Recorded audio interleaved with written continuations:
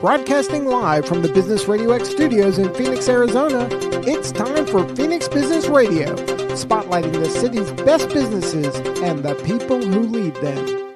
Hey, what's going on, Phoenix? This is Angela Felix, your host with Suits, Boots, and Backroads. I know you missed us last month, but we are back at it again. And a little bit about Suits, Boots, and Backroads if you're joining us for the first time. I was in IT for quite a while, and I was working nights, not exactly loving it because I had 3 small children at home and I lived behind the school, so I wasn't getting much sleep. I love people. I love technology. I wasn't doing a whole lot of peopling since it was the night shift, just small night team. And so I was talking to Karen and, I was kind of depressed. And she said, well, Angela, come on down and talk to me about maybe hosting a couple shows with me. And so I did. I came down here. And we sat down and we ended up doing what she calls a concept. Right? Is that what you call a concept meeting? Where we kind of busted out a show for me. And how that came about is she said, well, what do you like doing? And I didn't have anything. I've always been a survivor. I never really dreamed. So I told her, I said, well, I like watching American Idol. I like watching people's dreams come true, people that are out there making it happen. And she said, well, why don't get you your own show? So we came up, we bounced around some titles. We came up with High Hopes Radio, and I liked it at first, but it didn't scream what I wanted to do, what I was trying to do, what I was highlighting. And I have to be in love with everything that I do. If I'm not in love with what I'm doing, I'm going to half-ass it. So I was half-assing it, unfortunately, I feel like I have recently too again, but we're going to fix that. But so nonetheless, we ended up revamping and we changed the name to Suits, Boots, and Backroads. And she let me add my own little flair and bring whiskey. So today we are drinking Red Breast, and I'll have Chuck tell us a little bit about it. But with that, I want to introduce you to my guest, Charles McCarthy from Modus. So Charles was brave enough to hire me. I don't know what he was thinking, but he's also a smart man. So obviously there's something to that. So Charles, if you would, just tell us a little bit about your background, a little bit about who you are, and then a little bit about Modus, please. Sure. So thank you for the intro. So far, I think I'm a very smart man for hiring you. So as we were talking about earlier, I grew up in Chicago and moved out to Houston for 5 years, and then I've been here in Arizona for about 16 years and love it. Even if I didn't, my wife loves it too much. I don't think I'm ever going to get to leave anywhere else. So it's okay. It's good that I like it. I started in the crazy business that I'm in 1998 or 9 in Houston, Texas, and started out as an engineering recruiter and fell into it by accident, like a lot of people do, and just found that I loved it. I mean, our business, if you like people and you like helping people and you're good with people and you care and you're motivated and a little bit organized, you can be very successful. And luckily for me, I have some of those ingredients. So it's been a great career. As far as my company, I've been with Adecco Group for 5 years, just had my 5-year anniversary. Modus is our technical division. So we're a global staffing and recruiting company. We're the biggest in the world. We're a $30 billion company based in Zurich, Switzerland. So we have this reach and this history. It's a 70-year-old company. It's wonderful being part of something so big. And yet we also, have our own local office, which we run the way we need to for our market. And our technical division, we run our technical division the way we need to for our business. So it's a nice combination of kind of small business, but also with the backup of a huge company. And the local office for the IT division, Modus, it's down on the Biltmore, so it's convenient for you folks that may want to come in and talk to us. So yeah, it's Camelback and 22nd Street. We moved in there from another office 2 years ago. My first day there, Angela, I literally bumped into coming out of the cafe, John McCain. Oh, wow. And there was this nice kind of older man, so I tried to hold the door for him. Didn't recognize him at first. It was awkward, and we actually physically bumped into each other.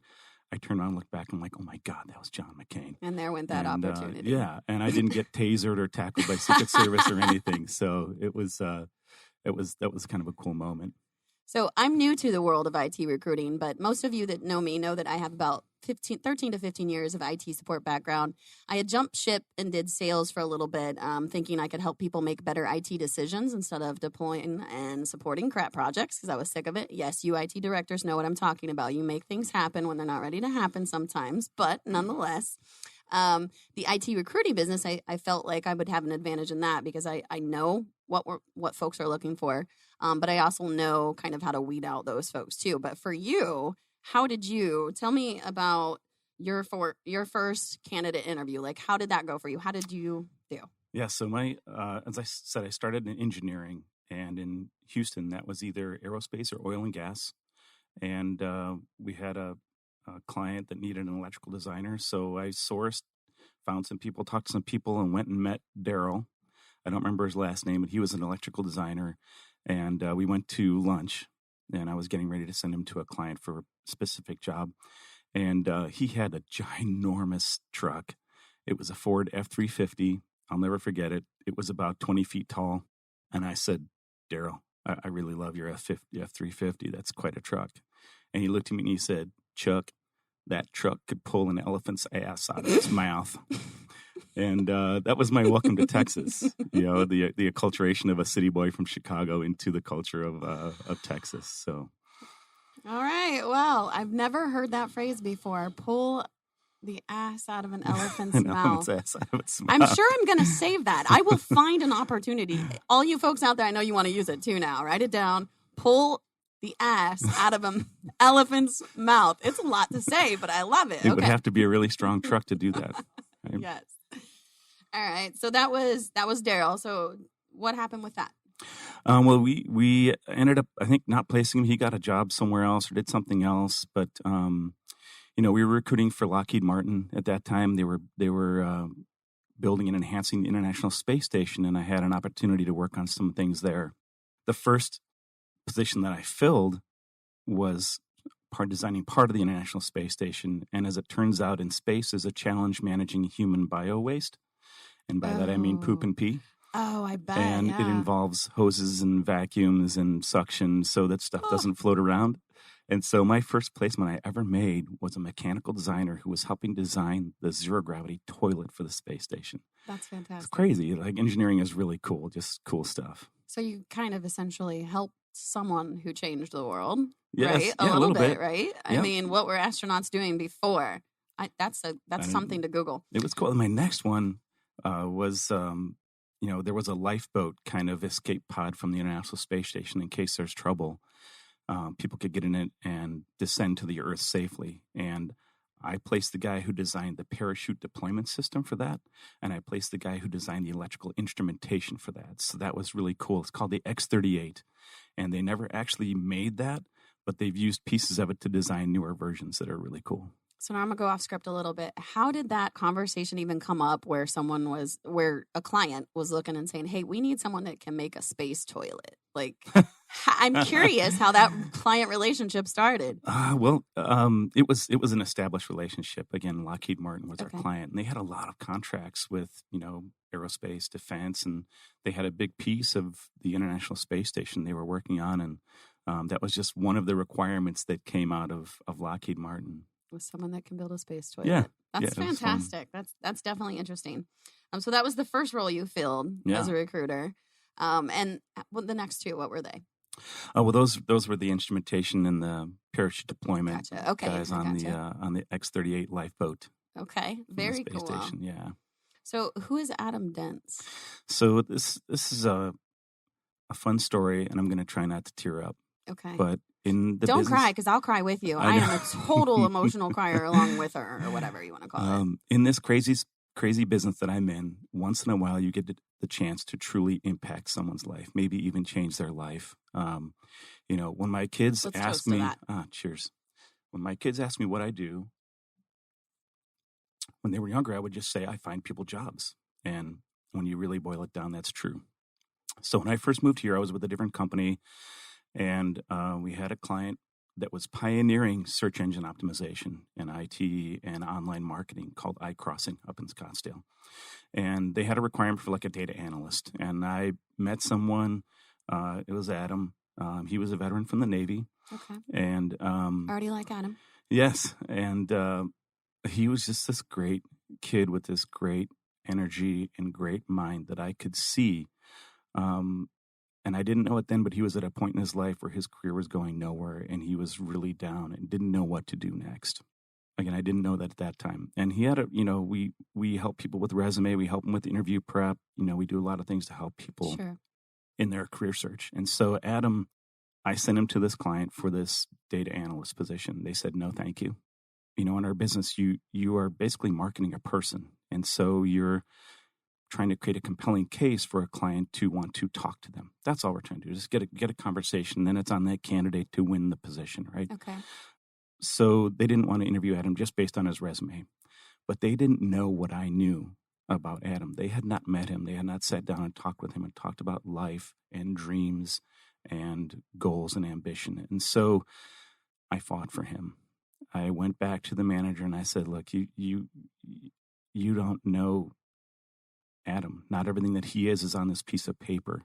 And I basically put my, relationship and my reputation kind of on the line and went out on a limb for him. And eventually they relented and they met him and they loved him and hired him. Oh, good. And so from a point in 2003 where he was depressed, didn't know where his career was going, just having a really tough time. I don't want to say depressed, but it was a challenging time. It is what it is him. when you're unemployed. It's depressing. Since then, he's gone on to get an MBA and write a book. Oh, wow. And what's do you know the name of the book? Share it with us. From Good to Great? I'll tell you, no. I'll tell everybody his name. Hopefully you can look him up on LinkedIn. It's Adam Dince, Dince. Okay. And his book, there's a link to his book on there. He became part of a faculty at a couple of different colleges to teach. Okay. And now he's a director at a large educational services company. And he speaks to rooms of 500 people about search engine optimization, digital marketing, things like that. So he's become a thought leader in his business. Wow. And I saw something on LinkedIn where he was speaking to a crowd, and I messaged him and I said, man, I can't look at where you've come in the last 12 years. And he messaged me back and we were like both in tears. He's like, oh my God, it never would have happened if you hadn't, fought for me with that client. And so it's just an amazing story and maybe the best story I have of really impacting someone's life. But we get a chance to do that every day.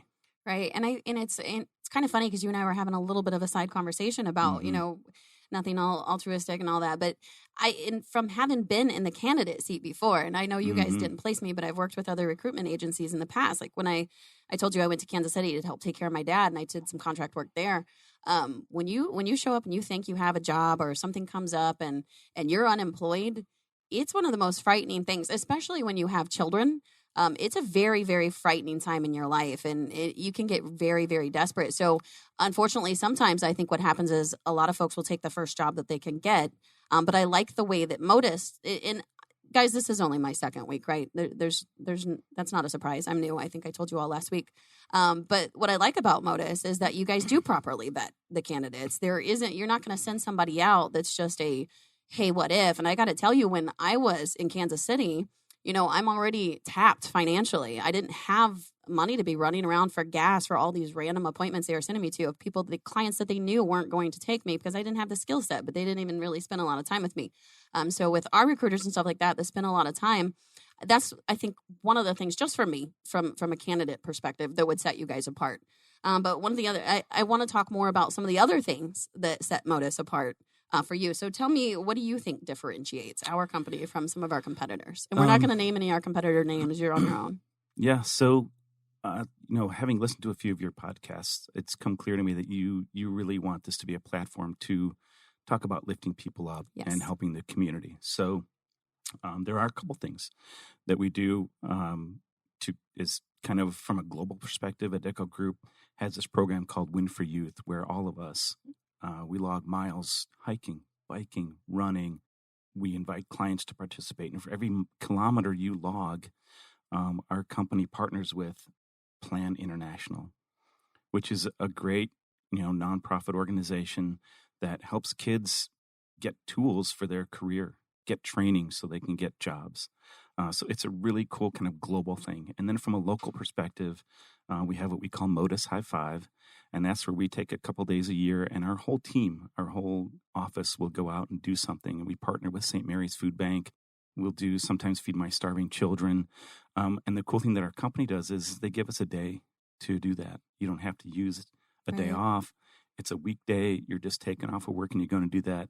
And the company pays us for that time. That's awesome. So, yeah, there's a really kind of cool commitment to contributing.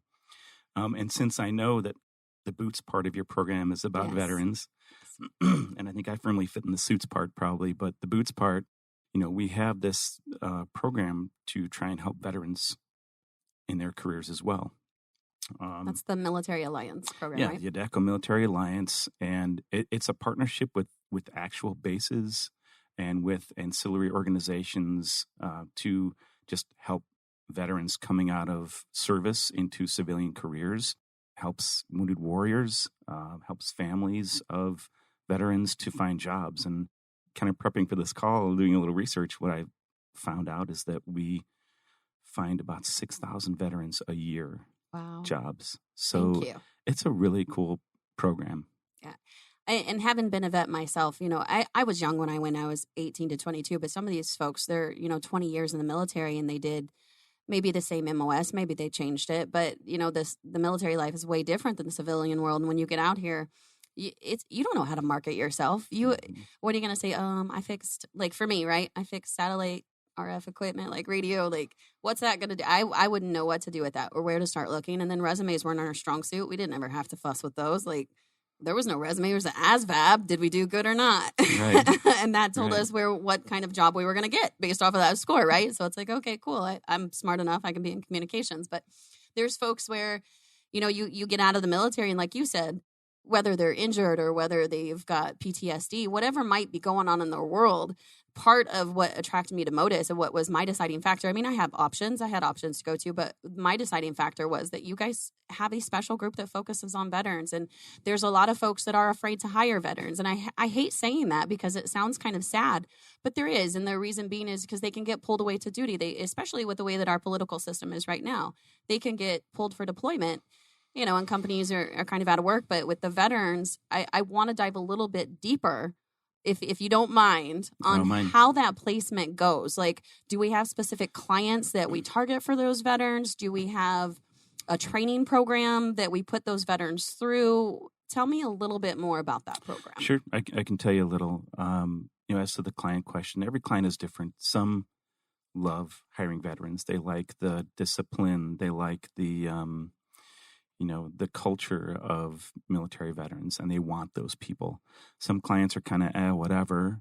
I've never met a client that didn't want to. But part of the challenge is that the resumes just look very different. Yes. You were doing communications and stuff, right? But your resume didn't look like a typical IT communications person with 4 or 5 years of experience who'd gone to a technical school. It looked very different. The technologies are different. The job titles are different. So for the clients that are kind of agnostic, we just have to kind of spin that resume and fight for the candidate, really, because it doesn't fit into that little box that they think they want in a candidate qualifications. So I think every market is different. Every client is different. But we know what clients, we have some clients here that are kind of in the aerospace realm that love veterans. And every chance we get, we place veterans. And for the folks that are in Reserve or National Guard that are interested, in using Modus, those companies that we're already partnering with, they understand that they have to go away for the weekend, I'm assuming, right? That's all part of kind of you cultivate that. They do. That expectation. And I'll be honest, a lot of the clients that prefer those people, their hiring managers, their executives are veterans. Okay. Gotcha. That makes sense. Yeah. That's very cool. Yeah, it is definitely something that appealed to me. So I was pretty excited to see that.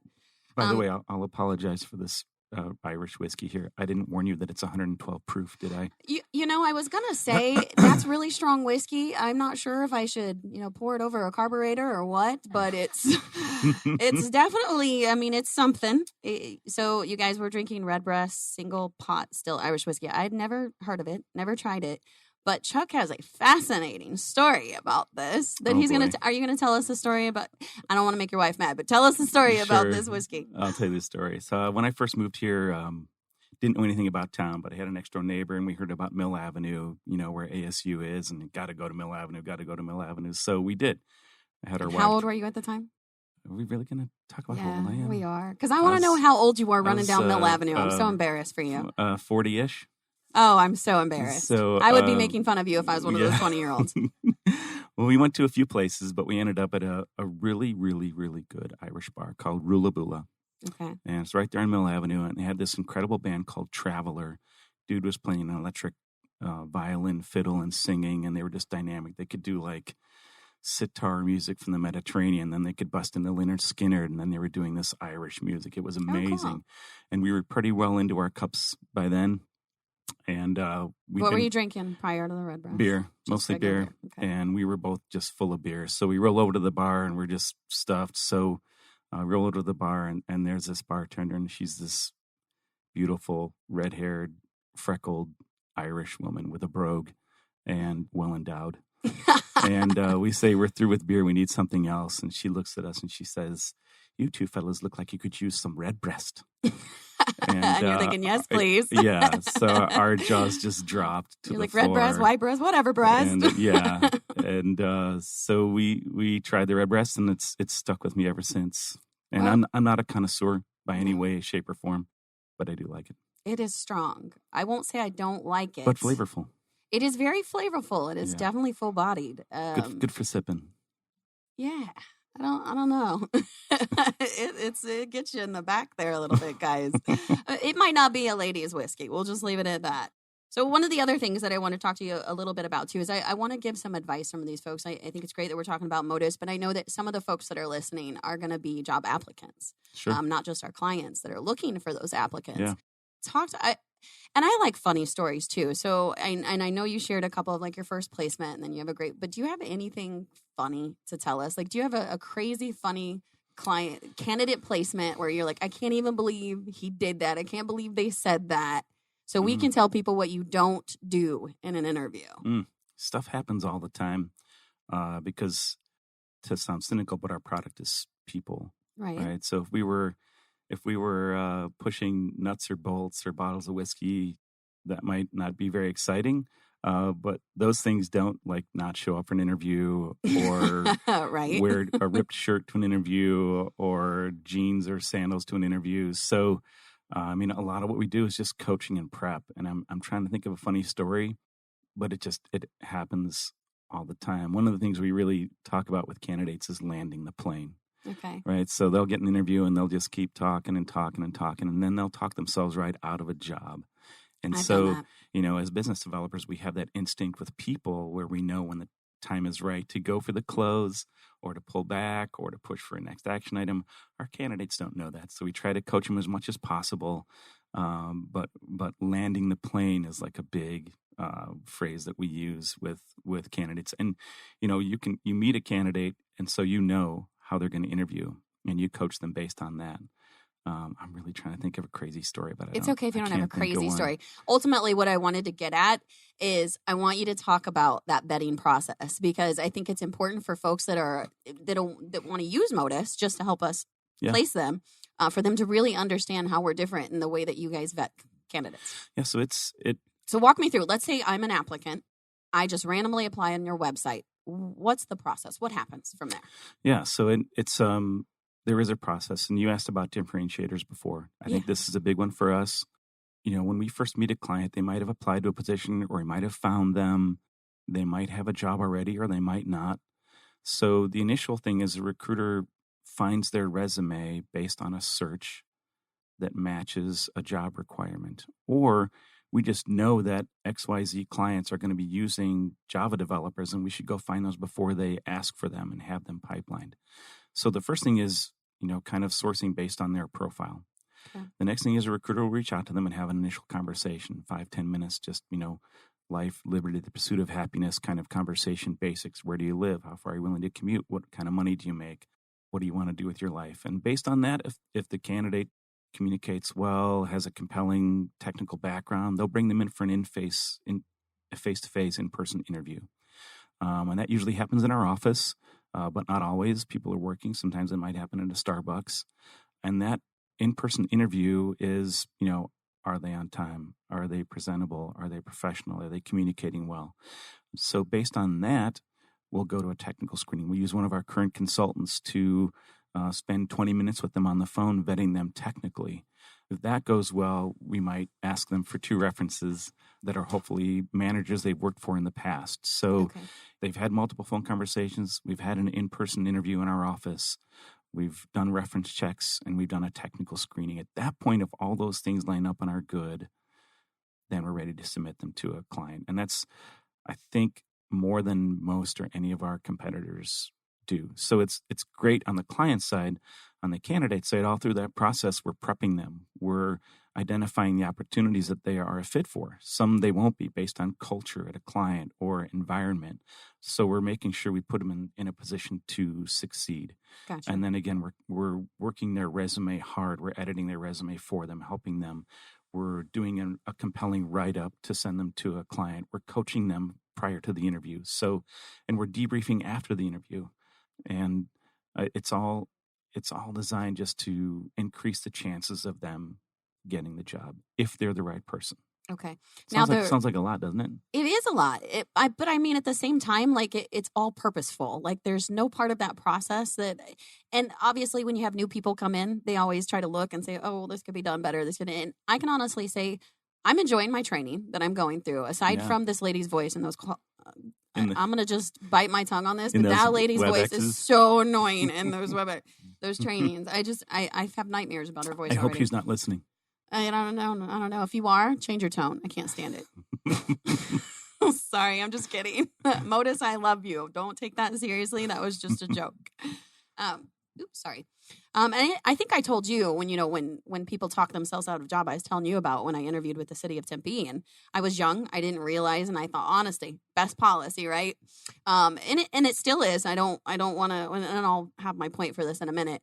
But I flew all the way in. I prepped for it. I wanted that job. I did everything under the sun. But the question popped up at the end was, why should we hire you over the other candidates? And me being young and stupid and not realizing they were asking me to close that deal. Essentially, they were asking me to sell myself. And I stupidly said, I haven't met the other candidates. I don't know that I'm any better than them, to be honest with you. And so I didn't get that job. I didn't get a call back. I just got my auto reject letter like a day later. But what would you give? What are some things in those type of situations, right? And we're trying to kind of close out or trying to sell. What advice would you have given me? What could I have done differently in that situation? Yeah, so there's a lot there. And, just in general, we're placing IT people and engineering people. And we don't expect them to be experts in the process of getting hired, nor do we expect them to be experts in making a compelling resume, nor do we expect them to be experts in interviewing. We are experts in all those things. And so that's why we take on as much of that process as possible. No resume ever goes to a client that hasn't been through our ringer, through Fari or Sam or Ashley, working that resume, bringing out the highlights that are important and compelling that client will want to see. And then the interview preparation, again, we're telling them about the company, we're telling them about the culture, we're telling them about the hiring manager, we're sharing with them, their hiring manager's LinkedIn profile, where they're from, what organizations they're part of. And then we're also coaching them on how to interview. And there are, kind of very specific things around a task, a methodology, process, and a result. And so we coach them through those things. And again, because we don't, they're experts in technology. They're not experts in well, by nature, we're socially awkward, right? Yeah. So if I could go back in time and help young Angela, I would just say, land that plane. Right? And then I'd be like, have you seen my driving? Yeah. And one of the things I've learned about you and that attracted me to you as a professional that I wanted on our team was your absolute honesty in all situations. Thank you. And I'm sure that serves you well 90% of the time. In that particular instance, maybe there could have been a little spin. There's someone once told me to work on my delivery. I won't say who.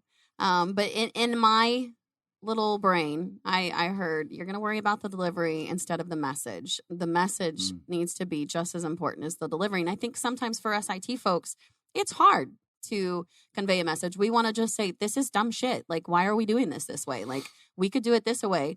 We don't understand the politics that these IT executives go through. We don't understand the budget necessarily. Yeah. We don't know what changes the organization is going through because they don't want us to panic and tell us about an acquisition. And so it's really hard. I mean, I was in a situation with one organization where I joined within 6 months, I was promoted to the lead on that team. And then I was told, oh, by the way, congrats on your promotion. Now we need to outsource the team. And it's hard, right? It's heartbreaking in the sense that I just spent all this time building these guys' respect up for me and taking them down a path I thought we wanted to go down as a team. And now you want me to go tell them they've got to find something else. Situations like that happen, and we help with that, right? My understanding is that when it comes to outsourcing, we actually go into companies and we can help them with their outsourcing and help those folks find jobs. I was talking with Michelle, our other business development manager, and she was saying we'll go in and help take care of that. Do you know much about that process? So Adecco Group, being such a huge company, has many, many brands. And, we are one brand within Adecco Group. There are brands that focus on accounting. There are brands that focus on creative and marketing. There are brands that focus on executive placement. There are brands that are centered more around solutions, workforce management solutions. One of our brands is called Lee Hecht Harrison, LHH, and they are just the best in their industry, and it's outsourcing. So a company like American Express will come to them and say, hey, we got to lay off 400 people. And it helps them with their public perception if they have a plan in place to help those people segue to another career, another job opportunity. And so Lee Hecht Harrison does that. And I haven't introduced you to Karen Somm yet, but I will. They have an office on Camelback. It's down the road from us.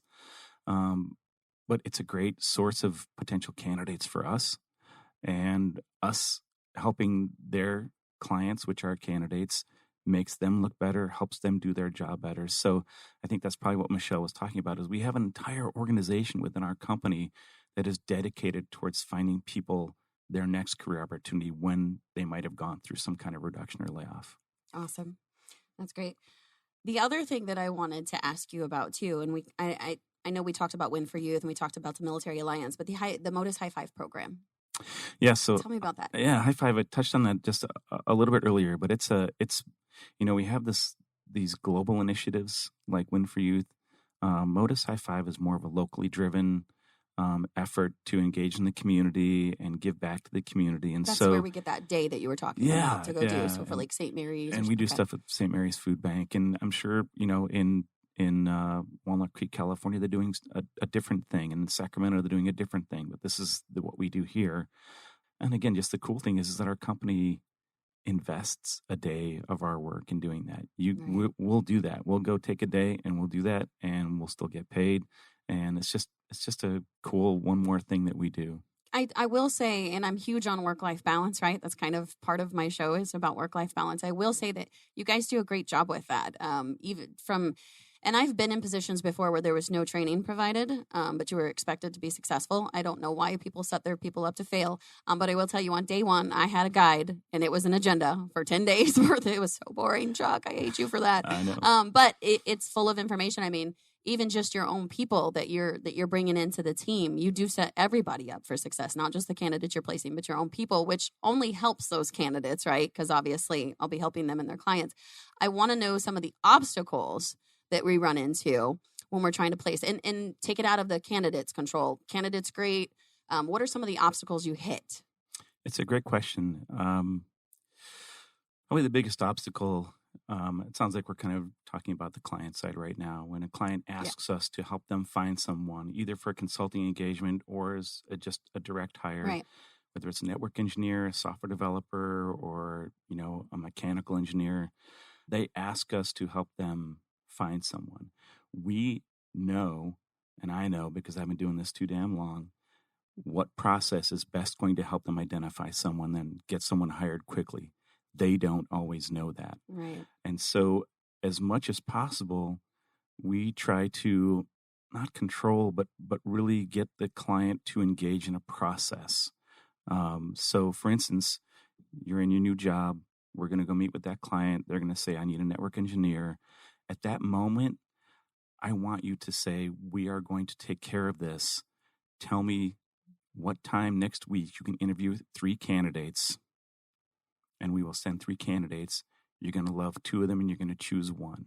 And based on your knowledge of that client, of that rec, based on our recruiter's vetting process that's so thorough, we're going to have 3 candidates there that day. You're going to be there. You're going to sit in on the interviews. You're going to listen to the questions and hear the feedback and see how they go. You're going to download with the hiring manager after each one of those. And at the end, you're going to sit down with the hiring manager, and they're going to pick one of those people.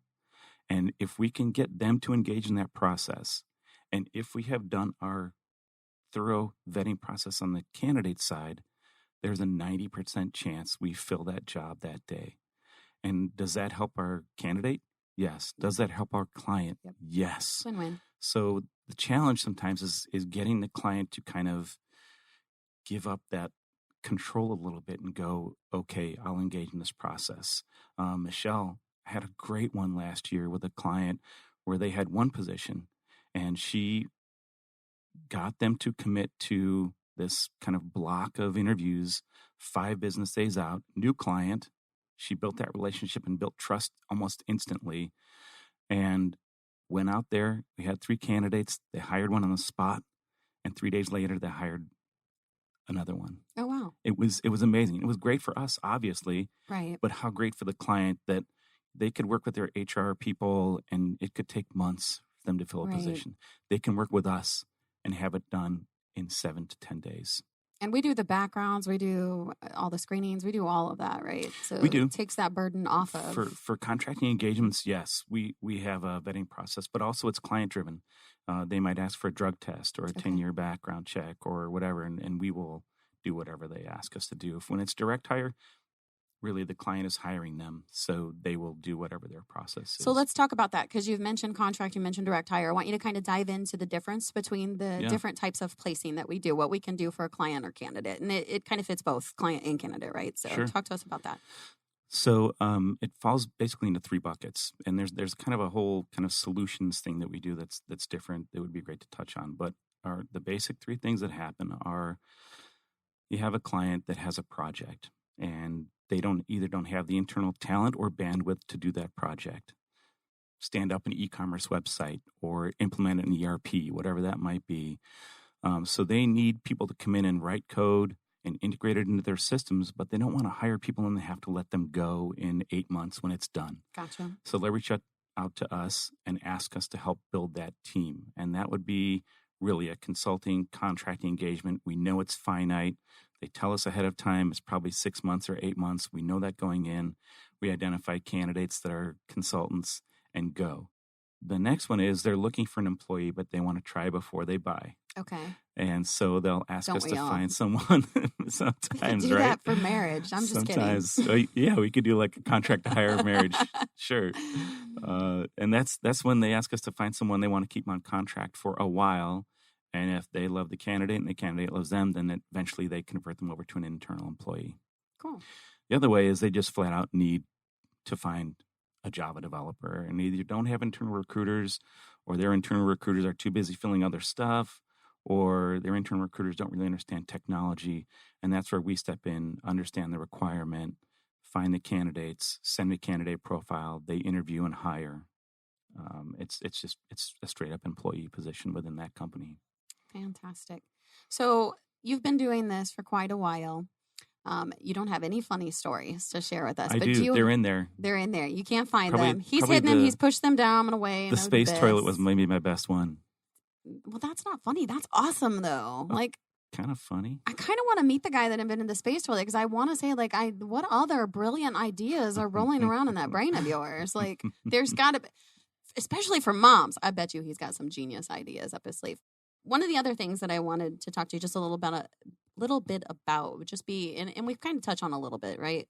But advice for like our clients who, when we're looking at doing business with a client or they're looking at doing business with us, how do we vet them? We've talked about vetting candidates. Yeah. How do we vet our clients? How do we know if it's a good fit, right? Because I don't want to just, and folks, you may be getting phone calls from me if you're on my LinkedIn network. You probably are getting messages. I'm just saying. But my point being is we don't just want to throw ourselves at everybody, right? There's a process for that. So how do we vet our clients? Yes, it's a great question. And from a competitive standpoint, there are about 200 companies in Phoenix that compete with us. That's what you're up against, Angela. I know. And the key is that reply to my messages, people. Yeah, the key is it's a people business. It's a relationship business. A lot of businesses are. This one is particularly people oriented, and people buy from people they like. It's true. And so it's your directive to go out and build relationships and build trust, and through your own integrity and honesty, to have them prefer to work with you over other vendors. And so how do we do that? It's our quality process. It's you looking them in the eye, committing yourself, because that's what you're really doing is you're selling yourself out there. Right. They need to have to want to work with you. And I need a raise. I'm yeah. just kidding. I'm totally joking. So how do we identify clients that can work with us? First we need to know that they use services that we can provide. Okay. Right. Then we maybe want to know if we can work directly with hiring managers. And then we want to know if they will work with us in the way that we know works best, that client commitment ladder that you and I have talked about. Right. And if they can do that, then we know they're going to be a good client. But they have to be responsive because our sense of urgency is super high. When they give us that rec and we have interviews set, it is going to be all hands on deck, working until it's done, and we'll get candidates. But we need it to be reciprocal on the other side because IT and engineering, those skill sets are in high demand right now. Right. If a candidate sits around for a few days, they're going to get picked off and get another job. We're not the only recruiters calling them. So the client has to be responsive or it just won't work. Is there any client that would be too small, too big that we would work with? No. There are smaller companies and startups who really embrace a consulting outsourcing model. So, and those are great for us. And there are also ginormous companies. Our other group that you and I have talked about, kind of our enterprise group, works with the elephants out there, Charles Schwab and PayPal and those companies. Our focus is more local, medium, small businesses. And it can be, they have 10 employees or it can be they have 1,000 employees. Gotcha. Well, as far as when you're talking about this business, I know you love people. I know you love what you're doing. I do. I'm so lucky. Your fulfillment, let's just say, so you're feeling fulfilled from doing this. What does that look like for you? Placing a bunch of candidates, getting a bunch of clients. What is your daily fulfillment? What makes you happy with this role? Yeah, so that it's changed over time, right? I started as a recruiter and, then it was filling a job as a recruiter. I moved into business development, sales like you. And one of my greatest achievements that people ask me is I built an entire territory in Houston, Texas, where there was nothing for another company. Wow. And pioneered it and broke it down. And I was able to split it 3 times to other salespeople who also were able to make it, viable. So it shifted towards that. And then I got kind of pegged to go into leadership. I've been on that path for a while. And so now, if you ask me what my greatest fulfillment is, it's helping the people around me be successful. And I've told you, and I mean this sincerely, I think the most important thing I'll do in the remainder of this year is make you successful. He has his work cut out for him, people. I'm kidding. I'm totally kidding. You have the ingredients. You do. And it's just channeling that. And, when I look back a year from now at what you've accomplished, that is going to feel so good inside. And that will fulfill me. So that's where I am now, is helping the people around me be successful. Good. Well, hopefully I don't let you down. I always do everything in my power not to. So we are getting close to the end here, but I wanted to talk a couple more things. Can't believe that, by the way. I know. I thought we'd be like struggling to fill the time. Not happening. I know. You know what, though? So let's just kind of go off script here. If you could give any candidate out there advice for their job search. Yeah. Off the record, you're not trying to earn placement fees money. What would your best piece of advice for a candidate be? Man, there's so much, but I think what a lot of people do is they aren't strategic about it. Explain that. Gosh, I'll use my daughter as an example. Okay. She's a world beater. She just graduated college. She got a job with a Fortune 10 on the East Coast. She managed her contacts and her applications and her internships in such a way that I couldn't believe. She could, Like good or bad when you say in couldn't a believe. good way. Okay. I mean, she knew every company she had reached out to. She knew exactly what the status was. She knew what stage of interview they all were. She didn't go after anything. She went after the things she wanted. So she didn't just go. She took a step back first and figured out where she wanted to be, what she wanted to do, what kind of company culture she wanted to be in. And then she targeted that. And especially right now, Angela, candidates are in such a position of power because companies are screaming for technical help. Right. And it is a candidate-driven market. And people don't need to jump at the first thing that's out there. But they should be strategic about how they go about it. Strategic career search is a phrase you'll hear me use, and I believe in that. It's not just going off and applying to a bunch of positions. It's thinking about what industry you want to be in, what culture works best for you, what technologies you want to touch, all those things that make a great job, and go after those things. And I think that's good advice because I think what happens to a lot of people, at least I know myself, you get into a position where you're desperate now. You've showed up, out of town. You thought you had a job. It's fell through and now you still got bills to pay. So you've got to somehow come up with something and you do start willy-nilly applying and then you find yourself, in a position that you're not happy with. You're not being fulfilled. When it comes down to, being strategic about that, not just throwing your resume, it's hard to say, don't just blast, right? But like you said, today it's a candidate's market, but we do things too to help them marketable. We do training, right? Certification programs and stuff. So we can help you folks that are, and I hate using the term desperate, but that's how I felt when I was in that situation. You're desperate because things, you don't have a paycheck coming in and you have bills going out. But what would you say as far as like, the program that we have for the certifications. And I know that you have to get hired on with us before you can do that. But talk to me a little bit about that program. Well, maybe I'll take it back one level and just throw in a plug for like my industry. Okay. And say that for candidates out there that are looking for opportunities, there are a lot of recruiters and a lot of companies like ours, staffing companies, consulting companies, and engaging those people can be a very powerful experience because when you're out selling to a client, Angela, and who are you working with? When I was the name right of it? Now, who will you be working with? The VP of Infrastructure, VP of Infrastructure, the Director IT of Software directors, Development, CIOs, right? The decision makers, the key players, the folks that can. If that candidate has a resume to our recruiter who has a resume to you, you have a direct link to that hiring manager. That candidate's resume has bypassed every other thing that might happen, the black hole that happens to resumes that everyone knows about, you never hear back. You have a relationship with that hiring manager. You are aggressively marketing that candidate to that hiring manager. That is a powerful thing. You're not just at the top of the pile. You are getting marketed directly to the decision makers. So I would encourage people to reach out to recruiters.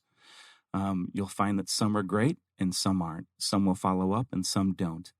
So find a couple of good recruiters to work with, because they aren't just working with one client, they're working with 20, 30 companies that are in this market. Right. And that's a very powerful thing, to be able to get exposure to that many companies instantly and directly to the decision maker instantly. So, there's no cost to candidates.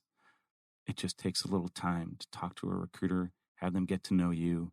But from a candidate perspective, I'd find the ones that are good, the ones that follow up, the ones that are professional, the ones that call you not just when they have a job, but to kind of see what's going on with you. I mean, it's funny you mentioned, and grabbing recruiters and stuff like that and talking to them. I have a lot of recruiter friends. And when I told them I was joining this world, they welcomed me the dark side and said, I'm going to need lots of therapy. And I kind of laughed because I thought, no big deal. But then one of our recruiters, obviously I don't want to give out personal information, but had a bad day because she had to let 3 people know that they were no longer being used. So when you have that, how does that affect you when, and maybe not you personally, but for like the recruiters and for the business development, when you have someone whose contract is ending, what do we do? So, and there's a couple of things there, and you're right. This business can be a roller coaster ride. you'll experience lows like what happened the other day, Mhm.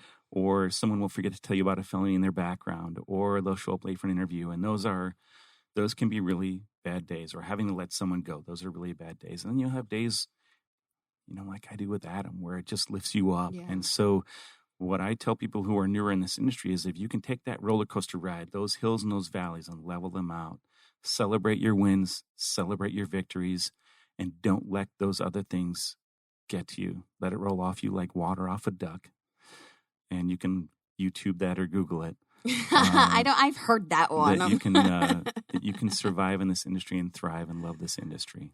Good. I'm sorry. I'm Irish. I was talking. I forgot your question. I don't even remember my question because I was focused on how much whiskey did I have to drink and am I going to be able to drive back? I don't think I've had that much, but it's very strong. We can always Uber. We can always Uber back. I do want to wrap it up because I don't want to go over our time here. Phoenix Business Radio X friends have allotted us, but I want you to talk about how people find us. Pretty simple. www.modis.com. MODIS.com. You can look up Charles McCarthy on LinkedIn. You can look up Angela Felix on LinkedIn. And or we have some recruiters. You want to give their names out to you? Yeah, sure. Actually, some of our recruiters, all of our recruiters right now have a few positions posted that they're trying to fill. Absolutely. In IT and engineering. So you can reach out to Fari Sawal, Sawal. You can reach out to Samantha Brainerd, Brainard, or you can reach out to Ashley Bruns, Bruns. And then, of course, go follow us on LinkedIn. You better. Absolutely. Are we on Instagram, Facebook, and all that, or no? We haven't dove into those markets yet? You being the social media guru that you are, I'm hoping that's something you can shore up for our office. We do have a... I want to stay employed, though. Well, okay. We'll just have to dial it back a little bit on the corporate, Instagram. Right. Yeah. Well, as far as, so modis.com and then clients, I saw some tools when I was out on our website, a couple of different things that we offer for our clients. Yeah. Talk to me about those tools that they can find out there. They can sign up to get rate sheets. What else is out there on our website for the clients? Yeah, there's all kinds of good stuff like salary guides. A lot of times hiring managers or HR people want to know, what kind of is the going rate for different positions. So we create a salary guide every year. There are white papers on some of the kind of technical solutions that we provide around DevOps and agile transformation. There's all kinds of kind of collateral out there people can find out. And really, when we sit down with a client, we don't just go, hey, we find people. We go, what are your challenges? Okay. What are your projects? How does what we do fit in and might add value to you solving these challenges? So Right.